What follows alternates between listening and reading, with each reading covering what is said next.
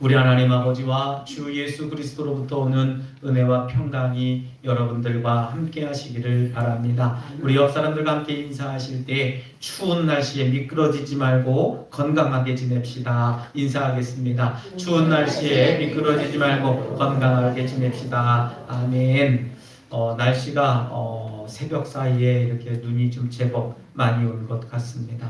저들이 새벽에 일어나서 새벽 기도를 하며 이렇게 새벽에 눈을 치우면서 보니까 눈이 굉장히 많이 왔더라고요. 그리고 소금을 뿌려가면서 열막한 심을 뿌려가면서 이렇게 생각하기를 이렇게 빨리 녹는 걸 왜 이렇게 사람들이 힘들어할까? 좀 이것이 눈이 오는 것이 좀 낭만이 되고 기쁨이 되면 좋겠는데 오히려 이 눈이 옴으로 인해서 발을 동동 구르게 될 사람들 또 교통이 잘 이루어지지 않아서 힘겨워할 사람들 생각하니까 마음 한켠이 점여오기도 합니다.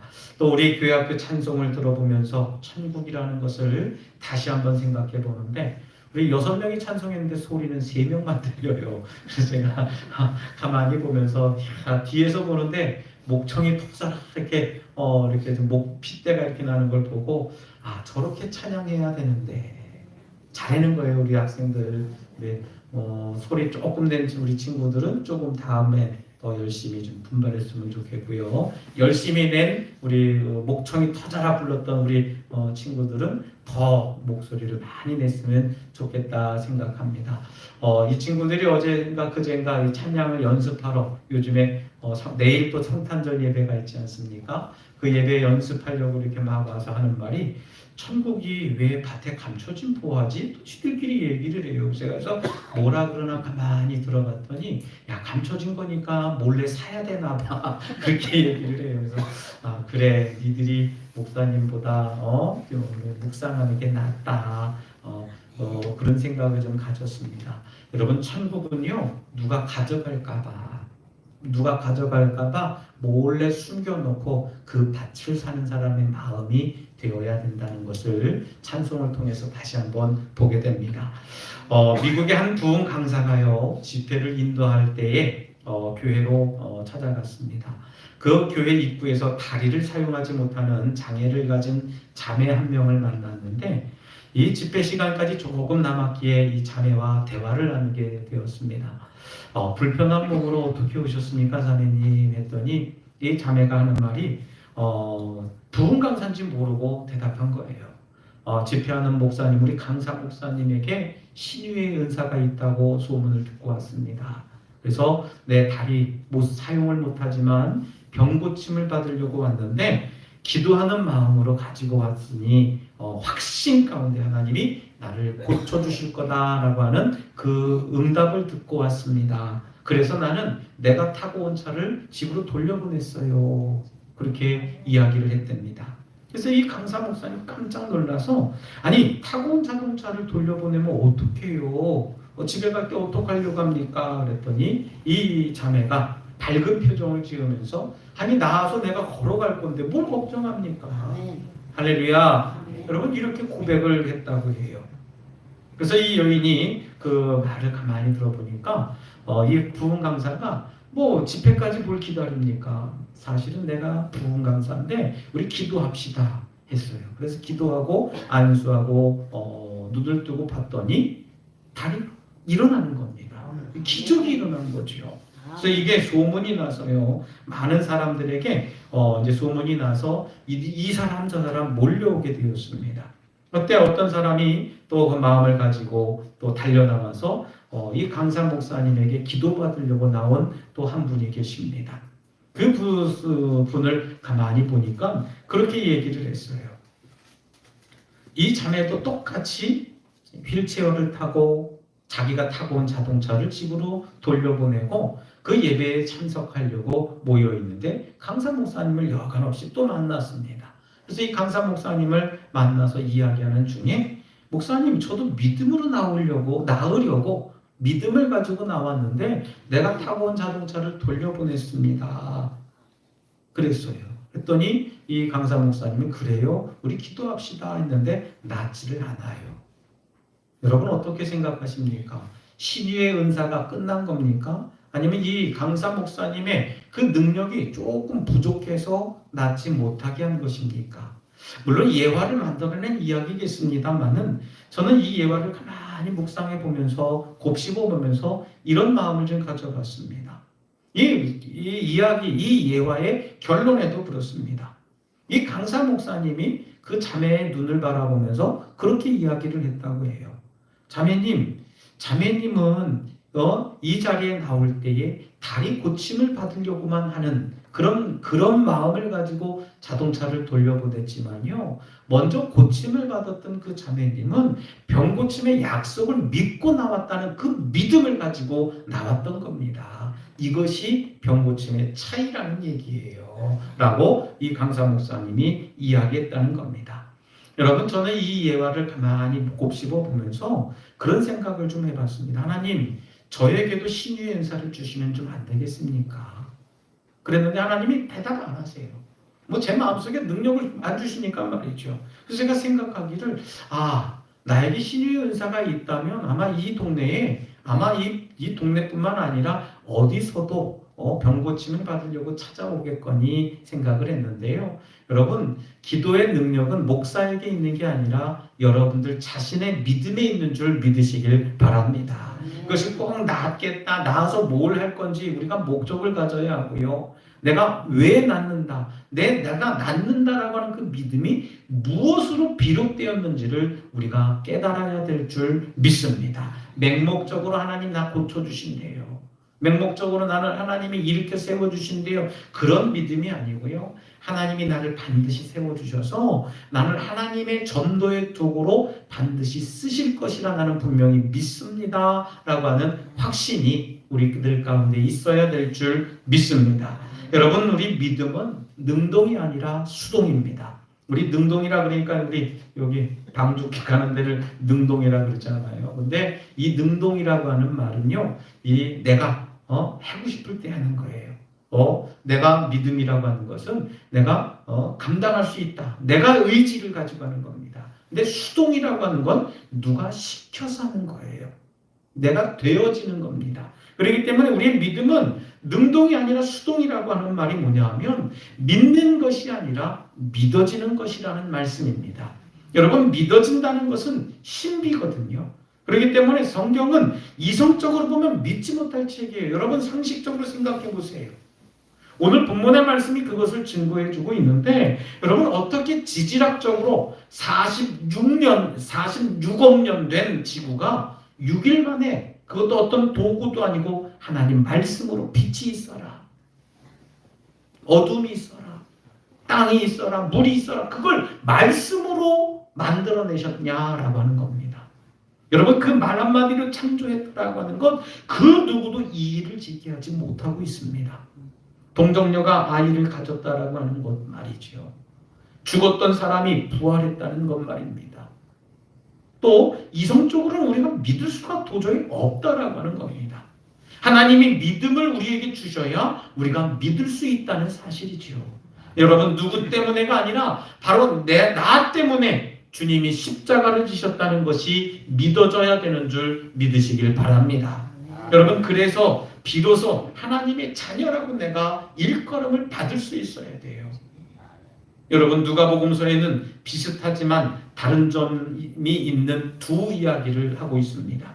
한 가지 이야기는 세례 요한의 이야기, 또 한 가지는 오늘 본문의 말씀을 같이 읽은 우리 예수님의 이야기입니다. 우리 예수님께서 이 세상에 어떻게 오셨는지에 대한 이야기가 바로 예수님이 누구이신지를 나타내는 도구거든요. 여러분, 누가복음서에서 우리가 예수님이 어떻게 태어났는지, 어떤 과정이 있었는지 오늘 본문을 통해서 우리가 깨닫게 됩니다. 여러분, 예수님이 세상에 오시게 된 이야기는요, 여기저기 흩어져 살던 그 유대인들이 유대인들이 지어낸 그리스도인들에 대한 이야기라는 것입니다. 오늘 본문은 마리아와 예수님을 소개하는 부분이 되는데, 여러분, 마리아에게 있는 그 어려움은 나이가 어려서가 아니에요.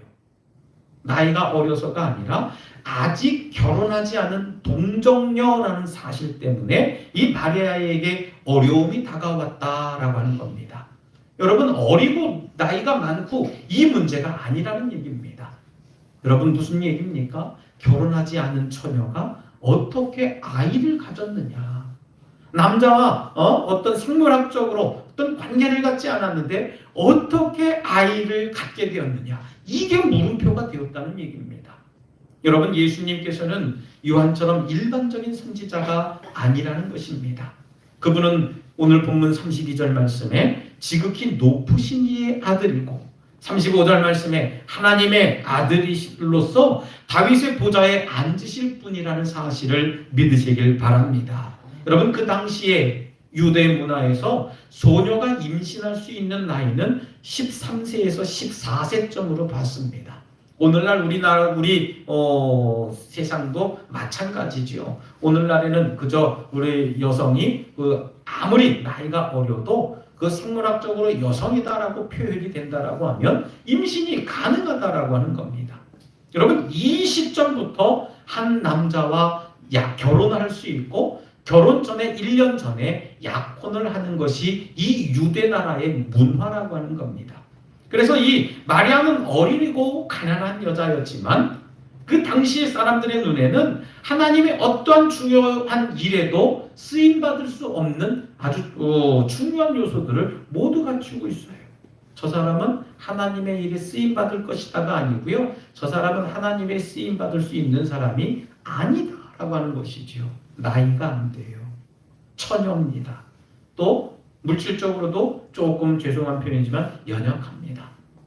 오히려 이 마리아의 조건은요, 하나님의 영광을 가릴 만한 충분한 역할을 가지고 있었다는 겁니다. 그런데 여러분 하나님께서는 누구에게나 늘 순종을 요구하시면서 더 없는 중요한 순종을 실천하도록 이 마리아를 선택하셨다는 점이라는 얘기입니다. 여러분 하나님의 선택하심을 우리 스스로가 제한하지 마시길 주님의 이름으로 부탁드리겠습니다. 하나님께서는 우리를 향하신 분명한 목적이 있으시다는 겁니다. 하나님을 신뢰하면 하나님께서는 여러분들을 반드시 사용하시리라 믿습니다. 여러분 그러나 우리가 오해하지 말아야 될 것은 그것은 하나님의 은혜를 받았다고 해서 곧바로 성공하거나 곧바로 내가 어떤 신분의 변화가 있거나 곧바로 내 신체에 어떤 변화가 생기는 것이 아니라는 점이에요. 하나님께서는 마리아에게 주신 복, 곧 메시아의 어머니가 되는 영예는 숱한 고난을 또 고통을 받을 것이다 라고 하는 그 말하지 않는 예견이 들어져 있었다는 것입니다. 여러분 또한 이 마리아는 같은 또래의 아이들에게 비난과 비판을 받을 만한 그 자격이 됩니다. 왜요? 처녀가 아이를 가졌어요. 그 아이는 사람들에게 또한 조롱을 받을 것입니다. 비웃음을 사고 배척당하고 남들에게 업신여김 당할 것이라고 하는 것을 우리는 분명히 믿어 의심치 않습니다. 왜요? 오늘날을 살아가는 우리 사회도 그렇지 않습니까? 우리 미혼모도 하지만 우리 미성년자가 미혼모가 됐다라고 하면 사회적으로 굉장히 좋지 않은 시각을 갖게 되어져 있습니다. 그러나 근자에 많은 교회들이나 사회복지단체에서 그들을 품으려고 노력하는 그런 모습들을 많이 보게 되는데 여러분 이 마리아는 천사의 말을 듣고 하나님의 은혜를 받았음을 깨닫게 됩니다. 마리아의 순종은요 하나님이 우리를 구원하시려고 하는 그 계획의 한 부분이고 한 일부분이었다는 얘기입니다. 그 당시의 상황은 이름을 아주 중요시하게 여기게 되는데 여러분 예수 그리스도라고 하는 이름 여러분 예수는 히브리식으로 어떤 이름이냐 하면 여호수아다라고 하는 이야기입니다. 여호수아는 무슨 뜻입니까? 주님이 우리를 구원하신다는 뜻이에요. 여러분 아주 우리들 삶 가운데서도 그 당시에 그 유대 문화 속에서 이 여호수아 아니면 예수라고 하는 이름은 흔한 이름입니다. 오늘날 우리 여러분들 국어책에서 많이 봤던 이름들 영희, 철수와 같은 그런 아주 흔한 이름과 같은 이름이 예수나 여호수아다라고 하는 이름입니다. 여러분 예수님의 동정녀 탄생은요 많은 사람들이 믿기 힘들어하는 기적입니다. 왜 그렇습니까? 생물학적인 문제 때문에 그래요. 어떻게 남자와 여자가 합방을 하지 않았는데 생물학적으로 임신이 가능한 문제일까라고 하는 겁니다. 여러분, 그러나 우리 성서에서 우리들에게 전해주시는 말씀 중에 하나님의 말씀을 믿는 성도들에게 우리는 그 말씀을 믿고 있습니다. 믿습니까? 여러분, 의심하지 않아요. 저와 여러분들 절대 의심하지 않지 않습니까? 오늘도 우리가 예배하면서 사도신경 가운데 성령으로 잉태하사 동정녀 마리아에게 나셨다라고 하는 그 믿음을 우리들 입술로 고백한 것뿐만 아니라 믿음이 고백했다는 사실이에요. 여러분, 하지만 믿음에도 근거가 있는 믿음을 가져야 된다는 말씀입니다. 오늘 우리가 함께 읽은 이 본문의 말씀은요, 누가라고 하는 사람이 성령께서 감동을 주셔서 기록하게 된 하나님의 말씀이라고 우리는 알고 있습니다. 여러분, 이 성경에서 그냥 누가가 썼대, 누가가 하나님이 감동을 받아서 썼대 라고만 생각할 게 아니고요, 이 누가가 어떤 사람인지를 우리가 알아야 됩니다. 누가는요, 사도행전도 기록한 사람이라고 우리는 알고 있는데요, 이 누가의 직업이 뭐냐면 의사입니다. 의사예요. 그 당시에 누가라 쓰는 사람이 의사라고 하는 직업을 가졌다, 의사라고 하는 사람이 이 본문의 말씀을 듣고 성령의 감동을 받아서 썼다. 여러분, 상상해 보세요. 의사가 말이죠, 성령께서 감동을 주셔서 처녀가, 남자를 알지 못하는 처녀가 아이를 가졌다라고 여러분 쓸 수 있었겠습니까? 저는 본문을 읽으면서 성령이 하시는 일은 이런 거구나. 도저히 우리 인간적으로 상상할 수 없는 여러 가지 일들, 우리 사람의 생각으로는 계획할 수 없는 여러 가지 일들, 그것을 이루시는 분이 하나님이라는 사실을 믿으시길 바랍니다. 여러분, 누가는요, 목격한 그대로 성경을 이어가서 썼습니다. 한마디로 말씀드리면 오늘 본문의 말씀은 누가가 혹은 다른 어떤 사람들이 지어낸 이야기가 아니라 누가가 직접 보고 경험하고 마음속에 성령이 감동이 되어져서 쓴 글을 오늘 본문을 통해서 썼다라고 하는 겁니다. 마지막으로 하나님을 우주의 창조자로 예배하는 그리스도인들은 말이죠, 하나님께 동정녀에게 아기를 주어주실 수 있는 능력임을 의심하지 않아야 된다는 말씀입니다. 여러분, 한마디로 하나님의 하시는 일은 남자를 알지 못하는 여자라 할지라도 생물학적으로 남자와 여자가 한 몸을 이루지 않았는데도 말이죠, 하나님께서는 하실 수 있는 능력이 무궁무진하다는 사실입니다. 여러분, 우리에게 있어서 동정녀 탄생은 왜 그토록 중요한 문제일까요? 그것은 그동안 남자를 알지 못하던 이 마리아가 아이를 갖게 될 것이고, 그 아이가 왕으로 영원히 이 세상을 통치하실 메시아다라고 하는 것입니다. 이 말씀을 들은 마리아는요, 하나님의 계획에 순종하게 됩니다. 여러분, 성경에서는 하나님의 특별한 아이가 태어나리라라고 하셨을 때 사람들의 다양한 반응을 나타내고 있습니다. 우리는 성서를 통해서 그것을 이미 보았어요. 어떤 경우입니까? 아브라함의 아내 사레가요, 이삭을 낳을 것이다, 너 1년 후에 아이를 낳을 것이다 했을 때 이 사라는 어떻게 반응했습니까? 웃었습니다.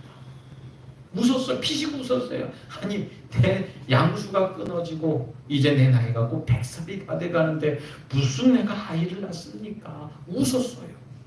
하지만 오늘 마리아는 어떻게 반응합니까? 기쁘게 순종함으로 반응합니다. 할렐루야. 여러분, 마리아는 인간적으로 불가능한 상황에서도 천사의 말을 믿었습니다. 그리고 그 아이를 잉태하겠다라고 이 천사에게 동의하게 됩니다. 여러분, 하나님은 불가능한 일을 하실 수 있으신 분입니다.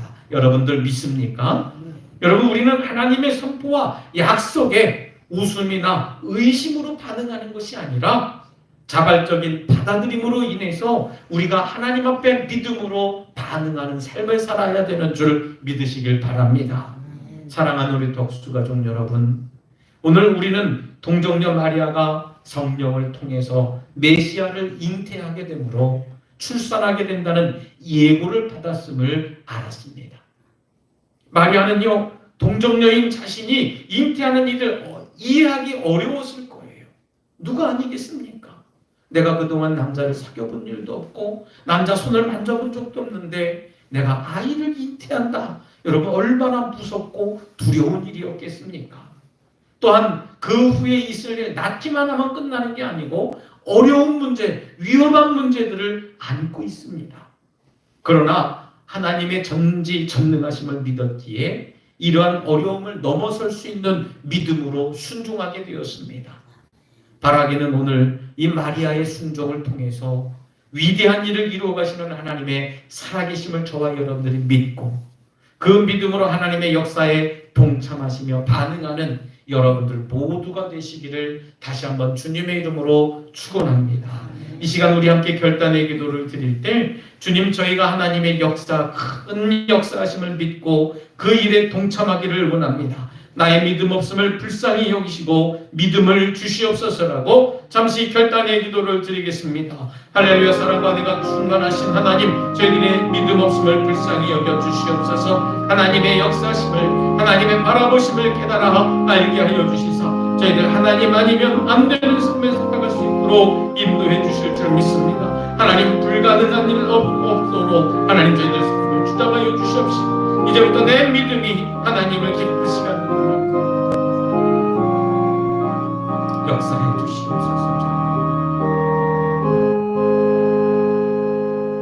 하나님 아버지 감사합니다. 저희가 믿음이 없음에도 여전히 믿음이 있는 척하며 살았습니다. 그저 남의 믿음을 비하했고 고집과 내 잘못된 생각이 믿음이라고 여기며 살았습니다.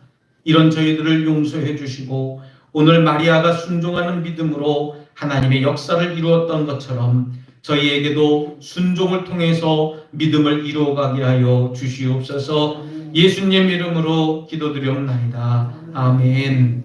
우리 다 같이 찬송가 327장, 찬송가 327장 다 같이 찬송 드리시며